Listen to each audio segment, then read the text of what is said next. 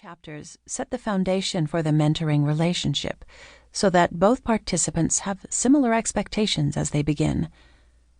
The next 9 chapters provide a curriculum of sorts to help guide you in your time together. Entire books have been written on each of these topics, so these chapters are intended to help start the conversation, not cover the topic fully.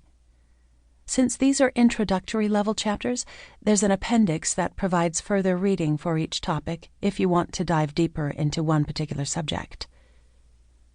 To encourage balanced spiritual growth, these chapters are arranged in a way to help foster a person's relationship with God and the world. The goal is to cycle through each of these areas on a rotating basis. Topics about our relationship with God, Bible reading, prayer, and contentment, are interspersed with chapters about living in community as believers, church, family, and service, as well as with chapters about our engagement in the world, evangelism, temptations, and discernment. The hope is that balanced discipleship will lead to growth in each of these important areas. Each of these chapters follows a general pattern. Wisdom for life. What does the Bible say about a particular topic? Why is it important? Wandering in unbelief. Why do we struggle to follow God's teaching in a certain area? Walking by faith.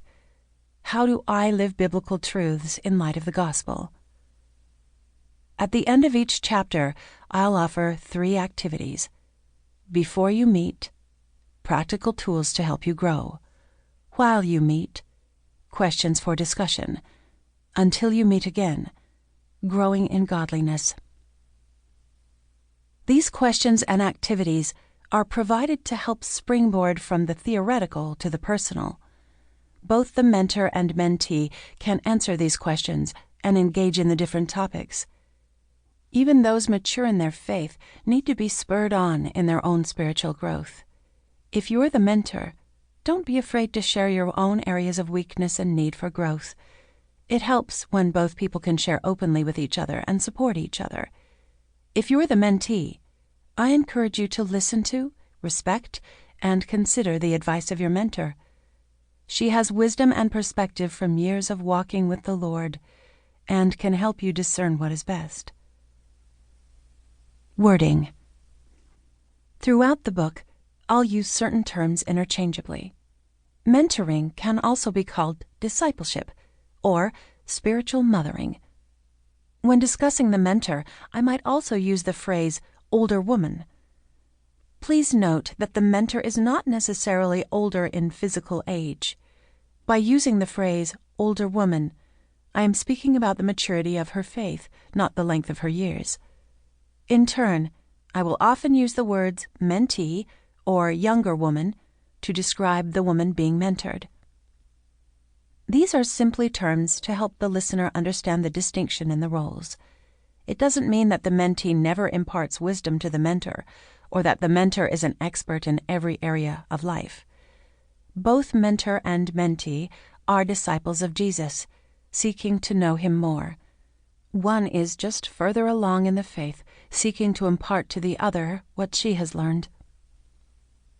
Different ways to use this book. The primary purpose of this book is one-on-one discipleship. However, it can be used in a few other ways. Discipleship groups.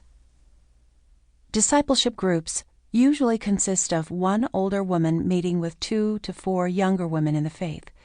This book can easily be used in this type of setting. Working through certain chapters, such as Chapter 2, may require 2 meetings or a longer meeting time so that everyone will have time to share. Small group studies. This book can also be used for a small group of 10 to 20 women who regularly meet together.